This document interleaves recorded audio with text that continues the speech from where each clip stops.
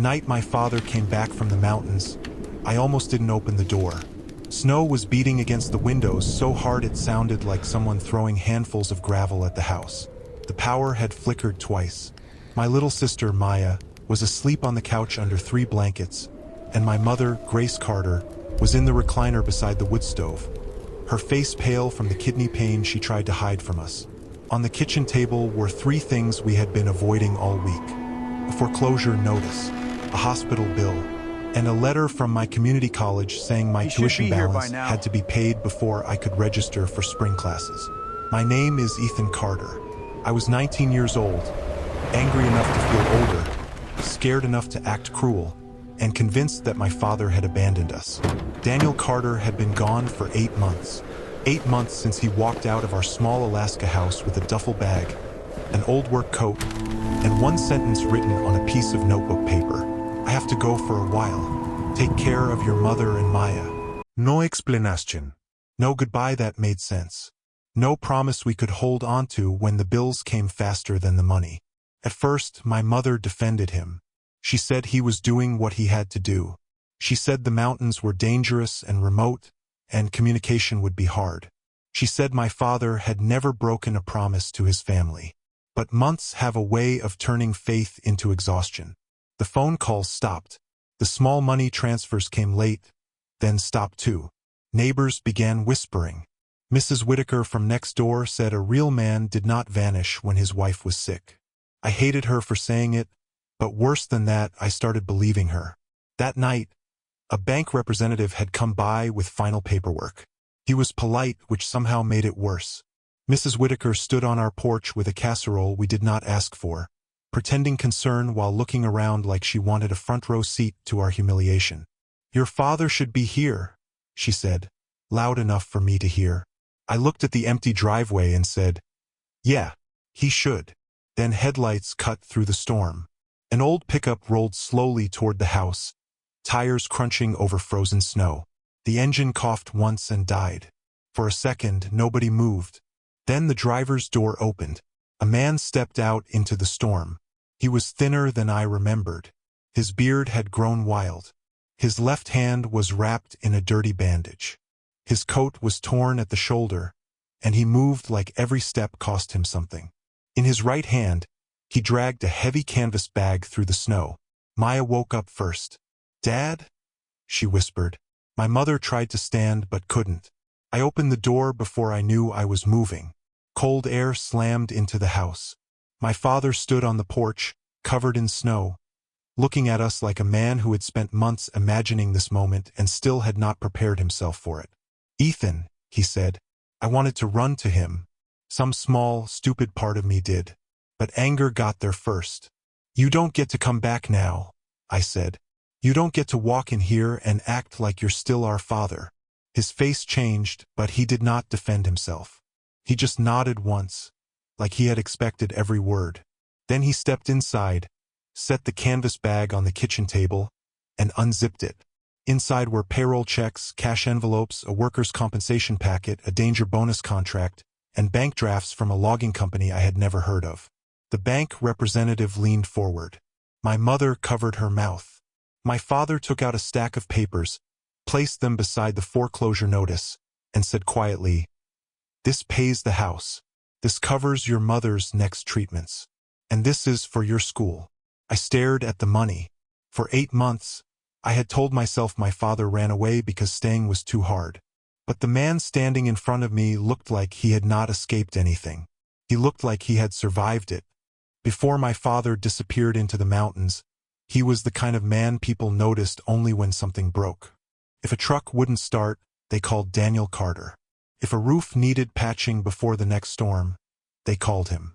If a neighbor's generator died in January, Dad was the one outside with a flashlight between his teeth, fingers stiff from the cold, getting it running before pipes froze.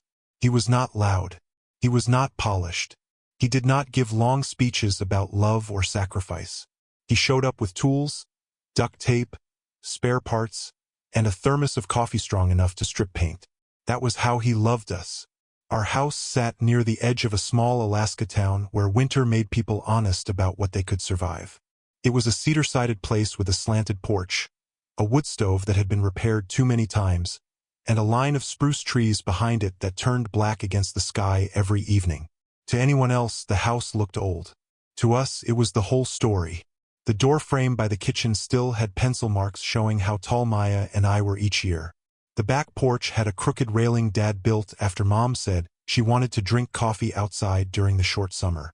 The living room window faced the mountains, and on clear mornings, Dad used to stand there with his hands around a mug, staring at the peaks like they were calling him and warning him at the same time.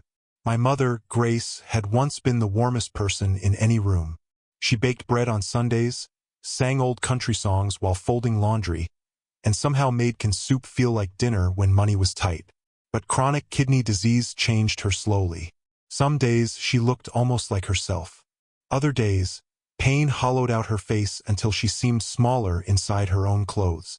Dad tried to hide the bills from us. He failed. I saw the envelopes from the hospital. I saw him at the kitchen table late at night, adding numbers on the back of old receipts. I saw him skip dinner and claim he had eaten in town. I saw him sell his snowmobile, then his best set of mechanic tools, then the old guitar he used to play badly but happily. When I asked if we were in trouble, he smiled the tired smile parents use when they are lying out of love. "We're just tight right now," he said. "Tight ain't broken." But we were closer to broken than I knew. The mortgage was behind. Mom's treatments were getting more expensive. My community college tuition was due. Maya needed winter boots. The truck needed repairs. The roof leaked above the hallway whenever snow melted too fast. Dad worked every job he could find. He repaired engines, hauled supplies, cleared ice, drove deliveries on roads that should have been closed. He came home smelling like diesel and cold metal, shoulders stiff, hands split at the knuckles. Still, it was not enough. Then the mountain contract came. A remote logging operation north of the range needed mechanics and equipment operators for a dangerous winter season. The pay was high because everything about it was hard. Isolation, storms, ice roads, heavy machinery, avalanche risk, 16-hour shifts, and limited communication. Dad did not tell us the full truth. He told Mom more than he told me, but even she did not know how close we were to losing everything. He was afraid she would refuse to let him go. He was afraid I would quit school and take whatever work I could find. He was afraid Maya would start sleeping with her shoes beside the bed because she thought we would be evicted in the night. So one morning before sunrise, he packed quietly. I woke up to the sound of the front door closing. By the time I reached the window, his truck was already pulling out of the driveway. On the kitchen table was the note. "I have to go for a while. Take care of your mother and Maya." That was all. No explanation can do damage, but silence can do worse. First, I thought he would call that night, then the next, then maybe after a week. He did call a few times, his voice breaking through static, telling us he was okay, telling Mom to take her medicine, telling Maya he loved her, telling me to keep the woodpile full. But the calls were short, and I was too angry to hear what was underneath them. After the first month, they became rare. After the third, almost nothing. If you have ever had a parent hide hardship from you because they thought they were protecting you, maybe you understand how easily silence can look like abandonment from the other side. Leave your thoughts in the comments because sometimes the people we accuse of leaving are the ones suffering somewhere we cannot see. My father thought going away would save us from fear. But because he did not tell me why he left, I built my own answer. And the answer I built was cruel. I decided he had chosen the mountains over us. The house changed after Dad left. Not all at once. Houses don't collapse in one dramatic moment unless fire or flood takes them. Most of the time, they break down the same way families do. Quietly, one small failure at a time. The woodpile got low. The truck made a knocking sound I did not know how to fix. The back porch step cracked under the ice. The kitchen faucet started leaking again, and I wrapped it with tape because I could not find the right part. Mom tried to act normal, but her body betrayed her. Some mornings, I found her sitting at the table with both hands around a mug she had forgotten to drink from. Maya started doing homework beside her because she was afraid to let Mom out of sight. I picked up shifts at the gas station after class. Then I started skipping class to pick up more shifts. Then I stopped pretending I was only doing it temporarily. Every dollar went somewhere before I could feel proud of earning it. Medicine, heating oil, groceries, late fees, gas, another bill, another notice, another phone call where someone on the other end used a polite voice to remind me that compassion does not erase balances. My anger at Dad became useful. That is the dangerous thing about anger. It can feel like strength when you are too tired for grief. When Maya cried because Dad missed her school choir night, I told her, "Stop waiting for him." She looked at me like I had slapped her. "He'll come back," she said. "Then where is he?" She had no answer. Mom heard us from the recliner. "Ethan," she said softly, "don't poison your sister against him." "I'm not poisoning anyone," I snapped. "I'm the only one saying what's obvious." Mom closed her eyes. She looked too tired to fight me. Mrs. Whitaker made everything worse. She lived next door, had a sharp voice, and treated other people's suffering like a radio program she did not want to miss. She brought food sometimes, but every dish came with a comment. "Poor Grace. A sick woman should not be left alone. Those mountain jobs break men. If he even went to one. Sometimes men start over and leave the old family behind." I hated her, but I listened. That is what I regret most. The first time I sold something of Dad's, I told myself it was necessity. It was an old chainsaw he had not used in years. I got less for it than it was worth, but it paid for Mom's medication. Then I sold a box of spare truck parts. Then a fishing rod. Then a set of hand tools from the garage. Maya caught me packing them. "You can't sell Dad's tools," she said. "He's not here to use them. He'll be mad." "Good," I said. "Then maybe he'll remember where we live." The words felt satisfying for about 5 seconds. Then they curdled inside me. By month 6, the foreclosure notice arrived. I found it before Mom did. The letter said we had a limited window to cure the default or the bank would begin proceedings. I read it 3 times, hoping legal language might change if I hated it hard enough. Dad had promised me once, years earlier, that we would never lose the house. I remembered him standing in the kitchen after a hard winter, hand on the wall, saying, "This place is ours, Ethan. No matter how bad things get, I'll keep a roof over you." Now the roof leaked and he was gone. That night I took the family photo down from the living room wall. It was from 3 summers earlier. Mom looked healthier. Maya had braces. I was smiling even though I hated pictures. Dad stood behind us, one hand on my shoulder, the other around Mom. I stared at his face until anger blurred it. Maya walked in. "What are you doing?" I pulled the photo from the frame. "Taking down a lie." She ran toward me. "Stop!" Mom called my name, but I was already tearing the picture across the middle. The sound was small. Maya screamed like I had broken something alive. "If he wanted to be our father," I said, "he would be here." Mom started crying then. Not loudly. She did not have the strength for loud grief anymore. Just quietly, with one hand over her mouth. That should have stopped me. It did not. Because I had convinced myself that I was the one who stayed, the one who worked, the one who watched everything fall apart. I thought staying made me loyal and leaving made him guilty. I had no idea what staying in those mountains was costing him. I did not know about the frozen roads where machines slid toward cliffs. I did not know about the bunkhouse with ice inside the windows. I did not know about the 16-hour shifts, the hand he split open repairing a hydraulic line in 20 below weather, or the nights he recorded messages on his phone because there was no signal to send them. I did not know that, hundreds of miles away, my father was writing in a notebook by flashlight. If they hate me for leaving, I can live with that. I can't live with watching them lose the house while I stay home pretending love is enough. The next month, he came home, and I was ready to hate him to his face. After Dad emptied the canvas bag on the kitchen table, nobody spoke for almost a full minute. The bank representative was the first to move. He adjusted his glasses, picked up one of the bank drafts, and checked the amount like he thought the numbers might be fake. Then he checked another, and another. "This would cure the arrears," he said carefully. Dad nodded. "That's what it's for." My mother was crying now, but silently. Maya had both hands pressed to her mouth, staring at Dad like she was afraid he would vanish if she blinked. I looked at the money and felt something twist inside me. Relief should have come first. Didn't. Suspicion did. Where did this come from? I asked. Dad looked at me. His eyes were red from exhaustion. Work. What kind of work pays like this? The kind nobody wants to do twice. That's not an answer. He reached into the bag and pulled out more papers. Then read. He did not say it angrily. That made it worse.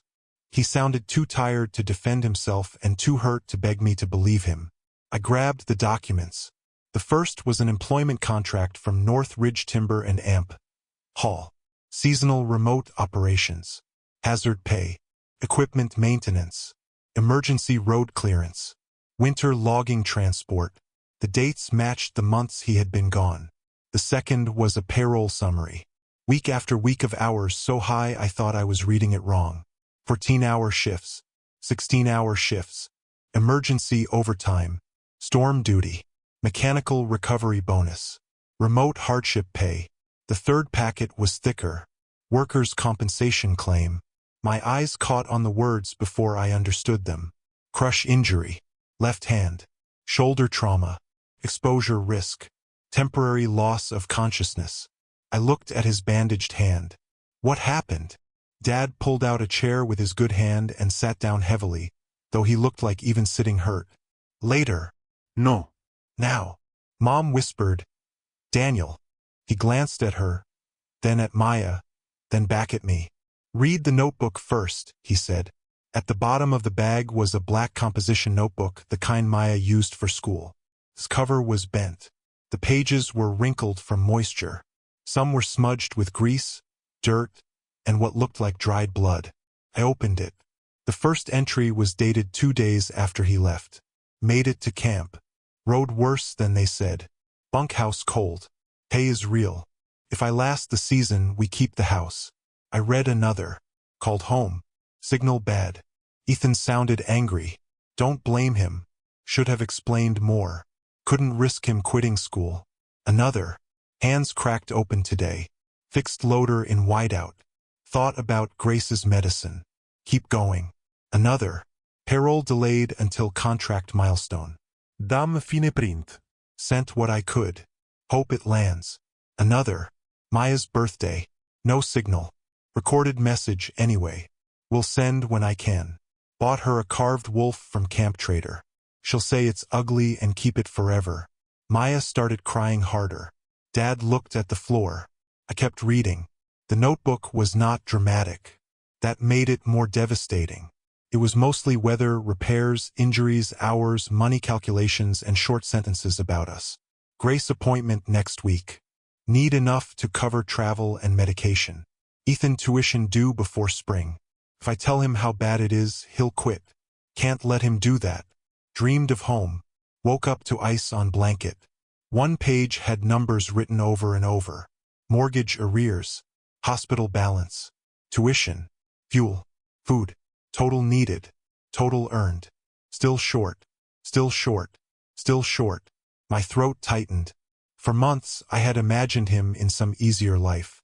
A bar in a mining town. A rented room. Maybe another woman. Maybe freedom from all of us. Instead, he had been counting the cost of saving us in a freezing bunkhouse. Why didn't you tell me? I asked. Dad gave a tired laugh with no humor in it. You were 19. Angry. Proud. Too ready to sacrifice your own future. So you let me think you left? I thought thinking that for a while was better than watching you throw school away. I did throw school away. His face tightened. That landed. I kept searching the bag. There were returned envelopes, letters stamped undeliverable, receipts for money orders, bank notices showing delayed processing, and one old phone with a cracked screen. Maya picked it up and pressed the power button.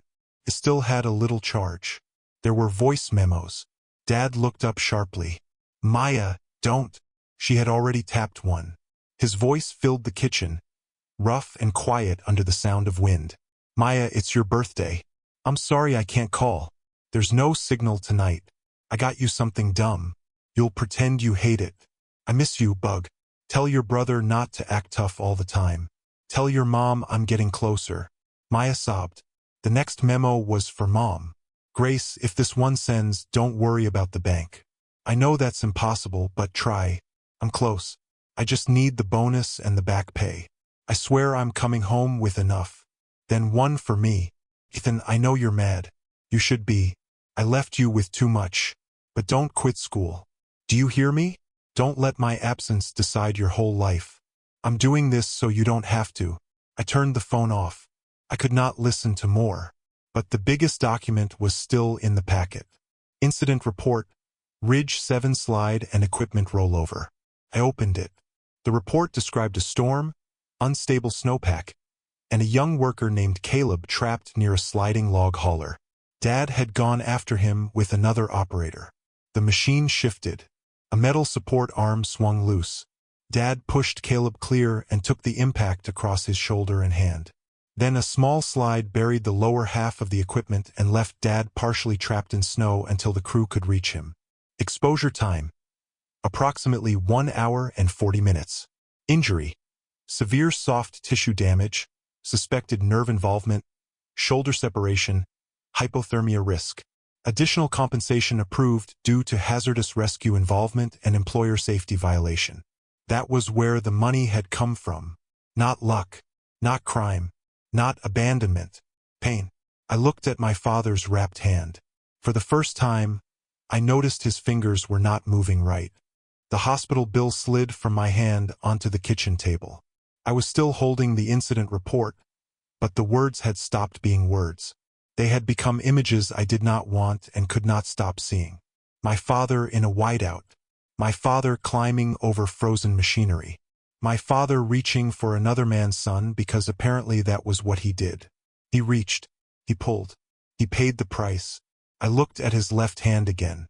The bandage covered most of it, but 2 fingers were visible. They were swollen, stiff, and discolored near the knuckles. His shoulder sat strangely under his torn coat, like he was trying not to move it at all. "You can't work with that," I said. Dad looked down at his hand. "Not right now. You fix engines with your hands." "I know. Is it permanent?"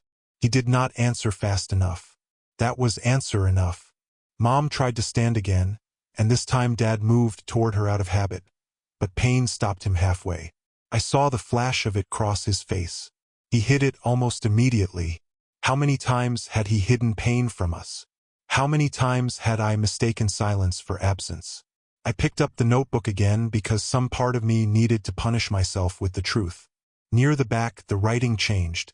It became uneven, probably because he had written after the injury. Hand bad. Shoulder worse. Company says comp approved. Could come home now with partial. Not enough. Need final hazard bonus. Stay. Another page. Caleb's mother called camp office. Said thank you. I didn't know what to say. Just thought of Ethan. Another. If they hate me for leaving, I can live with that.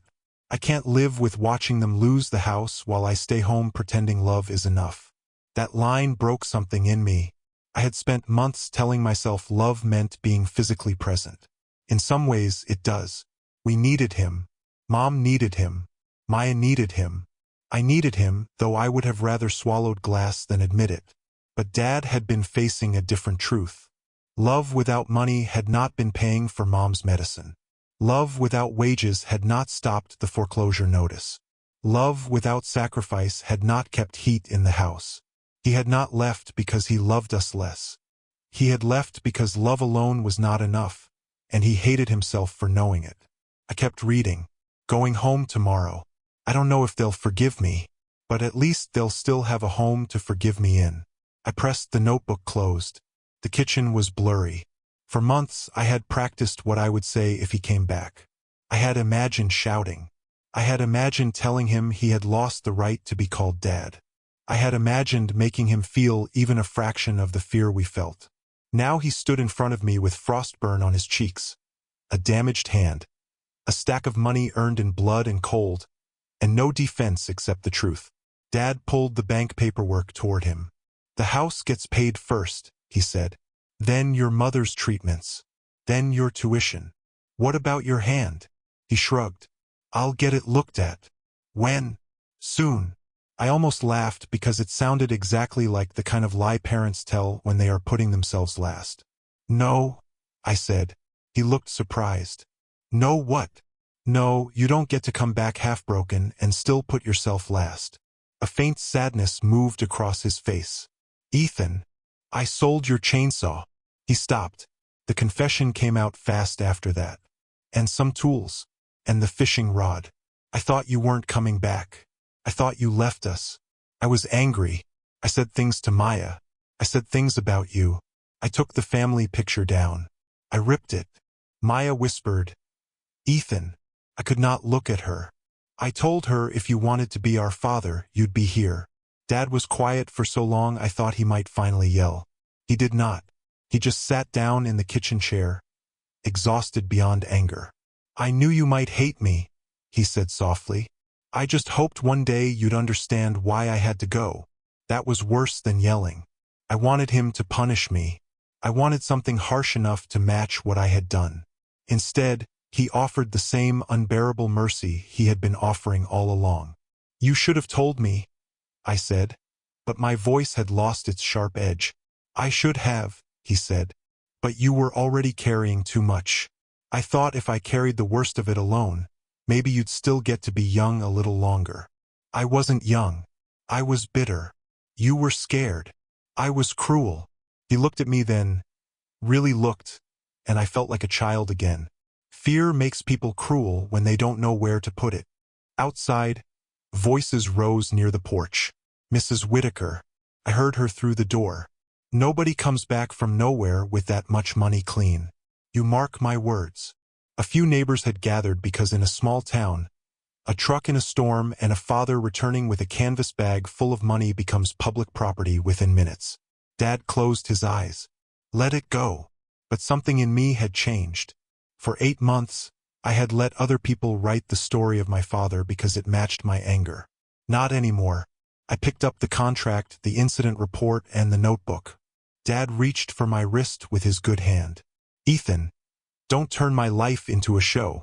I looked at him. You let people think you left us, I said. I won't let them think you came back dirty. Then I opened the front door. The cold hit my face like a slap.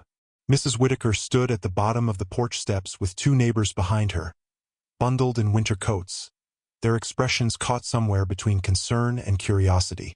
The bank representative had stepped outside to make a call, but he lowered his phone when he saw me. Mrs. Whitaker looked past my shoulder. Everything all right in there? She asked, in the tone of someone hoping it was not. I stepped onto the porch with the papers in my hand. No, I said. Everything is not all right. She straightened a little, probably preparing to be useful in the worst possible way. I held up the work contract. My father didn't run away. The words came out louder than I expected. The neighbors went quiet. He went to North Ridge to work a winter logging contract because we were behind on the mortgage, my mother needed treatment, and I had tuition due. He didn't tell us how bad it was because he thought he was protecting us. Mrs. Whitaker's mouth tightened. Ethan, honey, men can say all kinds of things after. Don't call me honey. Her face changed. I held up the incident report. He worked 16-hour shifts in the mountains. He got trapped in a storm. He injured his hand and shoulder pulling another worker away from a sliding machine. That's where part of the money came from. Hazard pay, back wages, workers' compensation. Not anything dirty.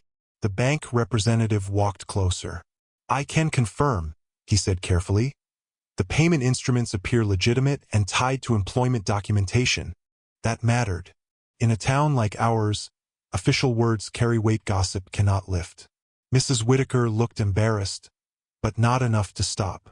Well, he still left his sick wife and children alone for 8 months. That one hit me because it was not entirely false. Dad had left. We had suffered. Truth is rarely clean enough to make one person completely right and another completely wrong. But now I knew the difference between leaving and abandoning. He left to keep us from losing the house, I said. And while he was gone, people like you made sure we felt abandoned. The porch went silent.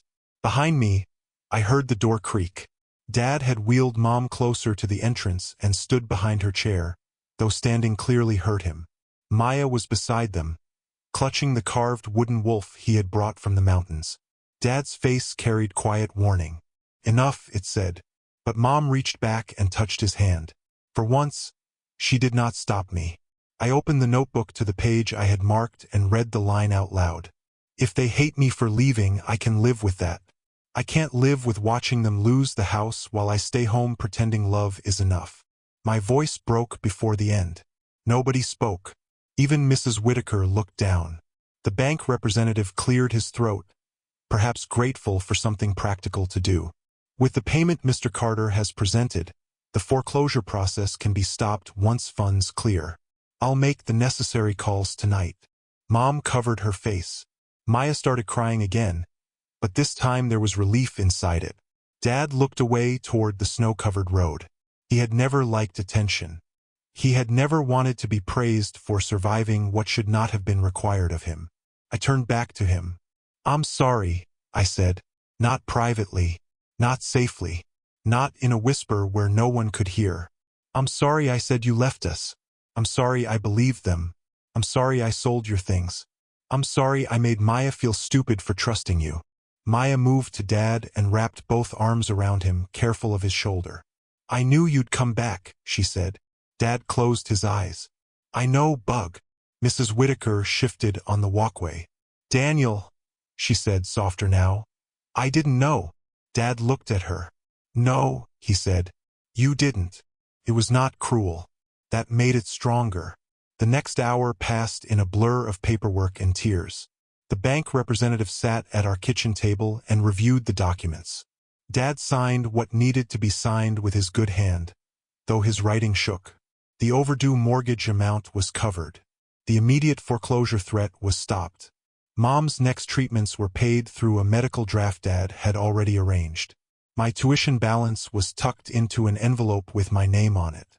I tried to refuse it. Dad looked at me like I had said something ridiculous. You're going back to school. I can work. You can do both if you have to. But you're not quitting because I left badly and came back late. That was the closest he came to admitting his mistake. And maybe that mattered too. He had saved us, but he had also hurt us with silence. Both things could be true. That was hard to understand, but it was the first honest thing we had shared in months. Later that night, after the neighbors left and the storm softened, we sat in the living room under yellow lamplight. Dad gave Maya the carved wolf. She pretended it was ugly, exactly like his voice memo said, then held it against her chest like treasure. Mom held his bandaged hand and studied it with fear. You need a doctor, she said. I've had one. A real one. Not a camp medic. He sighed. I said, tomorrow. Dad looked at me. I looked back. For the first time in 8 months, I was not challenging him out of anger. I was standing beside him. Tomorrow, I repeated. He nodded slowly. Tomorrow. Money saved the house. But money did not fix us overnight. That is the part people forget when they imagine someone returning with enough to solve everything. They picture the bills paid, the hugs given, the door closed against the storm, and assume the family becomes whole again by morning. Real healing is slower. The foreclosure stopped, but the fear stayed in the walls for a while. Mom's treatments resumed, but her illness did not vanish. Dad's hand was worse than he admitted. The doctor in town sent him to a specialist in Anchorage, and the specialist used words none of us wanted to hear. Nerve damage, reduced grip strength, long recovery. Possible permanent limitation. Dad listened quietly, the same way he had listened to the bank representative, the same way he had listened when I accused him of abandoning us. His face did not change much, but I saw his jaw tighten. His hands had always been his living. Mechanic work, repairs, hauling, fixing what other people could not. Now one of them trembled when he tried to hold a wrench too long. For the first time, I understood how cruel it was that he had come home with money and still lost something on the way. I tried to apologize again after the appointment. Dad stopped me. Don't make your whole life an apology, he said. Make it useful. So I did. I went back to school. Not easily. I had missed too much, and pride made returning harder than quitting had been. I met with an advisor, explained enough but not everything, and worked out a reduced schedule. I kept shifts at the gas station, but not so many that I destroyed my future trying to prove I was responsible. Dad would not allow that. "You don't honor sacrifice by wasting what it bought," he told me. That sentence stayed with me. Maya put the family photo back together. Not the torn one. That one she kept in a drawer because she said pretending it had not happened felt wrong. Instead, she printed a new copy from Mom's old phone and framed it in a sturdier frame. She hung it back in the living room, slightly crooked at first. Dad adjusted it with his good hand while Maya directed him like a tiny general. Mom laughed for the first time in weeks. A real laugh. Small but real. I worked to buy back what I had sold. The chainsaw was gone for good. The fishing rod too. But I found the old hand tools at a pawn shop 2 towns over. I paid too much for them, and I did not tell Dad until they were cleaned and laid out on the garage bench. He stood there for a long time, looking at them. "You didn't have to do that," he said. "Yes," I said. "I did." He ran his good hand over the worn handles. Then he nodded. That was all. But sometimes a nod from a man like my father is worth more than a speech. We also learned to talk differently. Not perfectly. We were still Carters. We still avoided feelings until they blocked the hallway. But slowly, truth became less dangerous in our house. Dad admitted he should have told us more. "I thought silence would protect you," he said one night while we stacked firewood together. "Turns out silence just gave fear room to talk." I admitted that I had wanted someone to blame because fear made me feel helpless. "I chose you," I said, "because you weren't here to defend yourself." He lifted a log with his good hand and set it on the pile. "I understand. You shouldn't understand so easily." "I don't," he said. "I'm choosing to." That was my father. Not soft, not simple, but steady in a way I was only beginning to appreciate. The town changed its tone too. People who had whispered about him started praising him. Mrs. Whitaker brought another casserole, this time without commentary. Dad accepted it and said thank you, but he did not invite her in. I liked that. Forgiveness and access are not the same thing, and my father, after all those months of being judged, seemed to know the difference. North Ridge Timber sent final paperwork and a safety settlement after the investigation confirmed the company had ignored warnings about the unstable work zone. Dad used most of it responsibly because of course he did. Mortgage, medical account, tuition, heating system repairs, roof patching before spring thaw. Only one thing was for him, a proper medical brace for his hand and shoulder. And he only agreed after Mom, Maya, and I cornered him in the kitchen like an intervention team. "You are outnumbered," Mom said. Dad looked at me. I shrugged. "Democracy." He rolled his eyes, but he went. The house slowly became ours again, not just a place we were afraid of losing. Dad fixed what he could. I fixed what he could not. Maya painted the porch railing blue because she said winter needed an enemy. Mom sat near the window with tea and told us we were doing it wrong, which meant she was feeling well enough to criticize. One evening in early spring, when the snow had begun to soften at the edges, I found Dad on the porch staring at the mountains. The same mountains that had taken him from us. The same mountains that sent him back with money, scars, and a silence we were still learning how to translate. I sat beside him. For a while, neither of us spoke. Then I said, "I thought you left because we were too much." He kept looking at the horizon. "I left because you were everything." That sentence settled into me slowly. I wished he had said it before he went. I wished I had believed it without needing proof. But families are not healed by wishing backward. They are healed by what they do after the truth arrives. Dad handed me the black notebook. "You should keep this," he said. "I don't want to take it from you." "You're not taking it. I'm giving it." I opened to the last entry. "Going home tomorrow. I don't know if they'll forgive me, but at least they'll still have a home to forgive me in." My throat tightened again. "We forgive you," I said. He nodded. "I forgive you too." I looked at him surprised. He smiled faintly. "You think I don't know what anger sounds like when it's scared?" I laughed. But it hurt. The money Dad brought home saved our house, but the notebook saved something else. It showed us the truth that money alone could not explain. It showed the cold, the hunger, the fear, the injuries, the calculations, the love hidden inside every ugly choice. My father did not disappear into the mountains because he wanted to leave us. He went because the world had cornered him, and the only door he could find led straight into danger.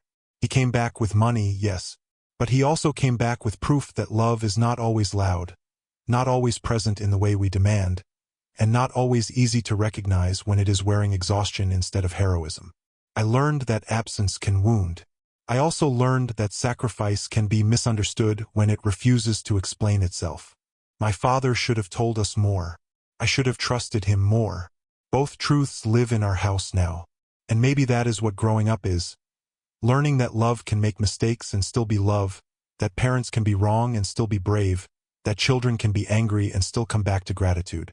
If this story made you think of a parent, a mother, a father, or someone who carried a burden silently so you would not have to feel its full weight, leave your thoughts in the comments. If you believe we should not judge people before we know what they survived, share this story with someone who needs that reminder. And subscribe for more emotional stories where the truth finally comes home and families learn how to heal after almost losing each other.